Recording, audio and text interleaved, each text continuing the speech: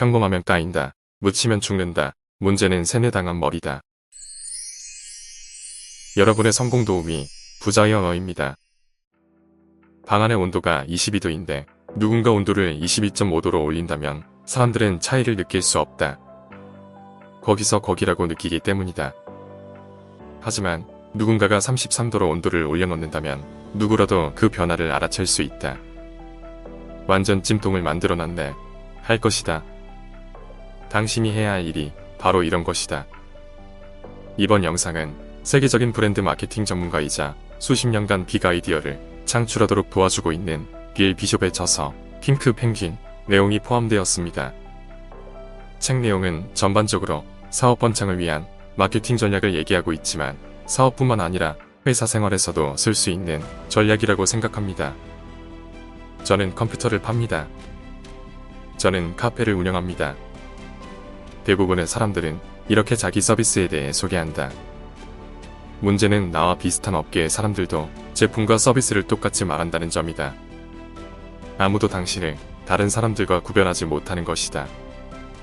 문제는 세뇌당한 머리다. 말뿐만 아니라 생각하는 방식까지 같아 버린 게 문제다. 다른 사람들이 이미 하고 있는 것을 모방해서는 앞서 나갈 수 없다.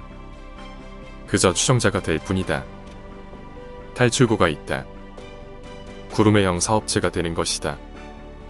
구르메는 프랑스어로 미식이나 미식가를 뜻하며 고급이라는 의미로 쓰인다. 사람들이 오해하는 게 있습니다. 무조건 가성비가 좋아야만 잘 팔린다 생각하고는 합니다. 하지만 가심비라는 것이 있습니다. 심적으로 느끼기에 가치가 충분하다 판단되면 그만큼 그 서비스에 소비를 할 마음이 생긴다는 것입니다. 스타벅스는 고급화 전략으로 성공한 케이스입니다. 가성비보다는 가심비에 집중한 케이스라고 볼 수 있습니다. 커피 맛은 비슷하게 따라갈 수는 있어도 그 이미지는 따라가기 힘듭니다.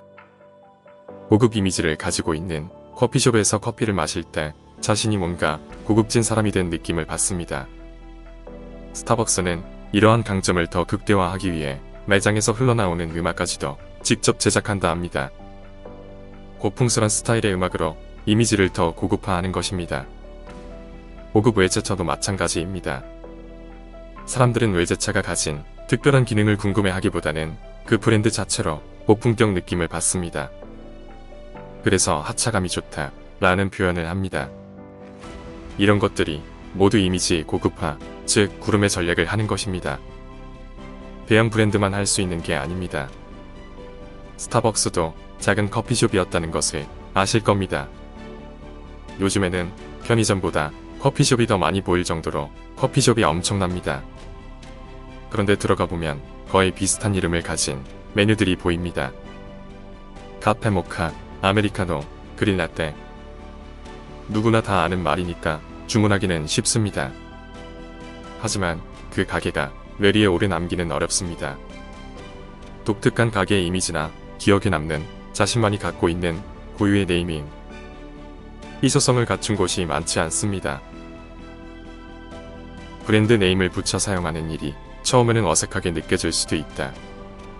하지만 곧 그 이름이 당신의 스토리를 더 쉽게 전달하게 해주고 잠재 고객들이 당신을 더 쉽게 기억하도록 해준다는 사실을 깨달을 것이다.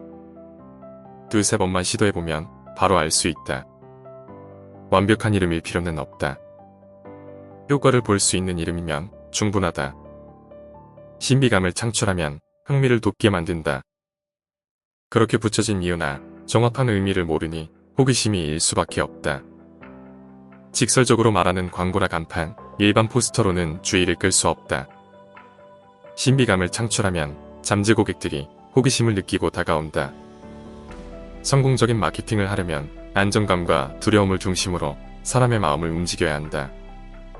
사람들은 본인만 소외되고 싶어 하지 않는다. 집단에 속하고 싶고 안전함을 느끼고 싶어 한다. 하루에 딱 100그릇만 파는 국수 가게. 딱 2시간만 오픈하는 식당. 하루 10개만 만드는 케이크. 무조건 예약해야 갈 수 있는 레스토랑. 테이블을 몇 개 안 둬서 일부러 줄 서게 하는 가게. 그 카페에서만 마실 수 있는 오늘의 커피. 다양한 한정판 제품들, 이름이 특이한 메뉴. 이러한 이미지는 궁금증과 희소성을 자극해서 사람들을 더 끌어당깁니다. 인간의 본성상 많은 사람들이 경험한 것을 나는 못하게 되면 어쩌지 하는 두려움이 생깁니다. 그 희소한 가치를 내가 얻었을 때 더 큰 안도감을 느끼게 됩니다. 그 서비스가 나한테 필요한 것이든 아니든 인간이 가진 특성은 일단 무리에 속하고 싶기 때문입니다. 여러분의 이름은 무엇입니까? 여러분의 서비스 이름은 무엇입니까? 궁금증을 자아낼 수 있는 여러분의 서비스 이름을 만들어 보세요. 환상에만 매달려 사는 사람이 있습니다. 꿈을 이루기보다는 평생을 꿈에 대해 말하고 그냥 생각하는 것만 좋아합니다. 실행할 마음은 조금도 갖지 않습니다. 두려움을 느낀다는 것은 곧 하나의 메시지라고 합니다. 그 이유는 사람들은 자신이 전혀 관심도 없는 것에는 어떤 두려움도 느끼지 않기 때문입니다. 두려움을 느낀다는 것은 그것에 관심이 있다는 말입니다. 여러분이 돈이 없는 것에 두려움을 느끼면 돈에 관심이 많다는 것이고, 글 쓰는 것에 두려움을 느끼면 글을 잘 쓰고 싶다는 말입니다. 말하는 것에 두려움을 느끼면 말을 잘하고 싶은 것이고, 실패하는 것에 두려움을 느끼면 꼭 성공하고 싶은 것입니다. 저자는 말합니다.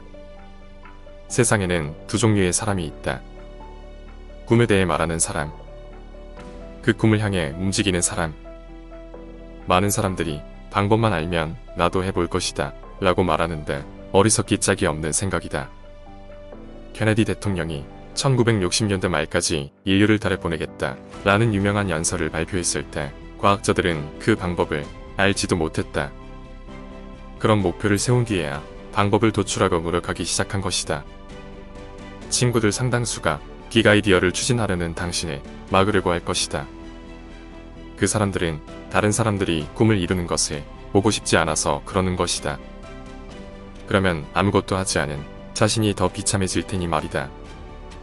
그러니까 방해가 되는 아무에게나 빅 아이디어를 털어놓지 마라. 그 아이디어를 무산시키지 않고 도와주는 데만 전념해줄 사람에게만 얘기하라. 여러분이 꿈을 이루고 싶고 진짜 행동하고 싶다면 자신의 이미지를 구체화시켜 보시기 바랍니다.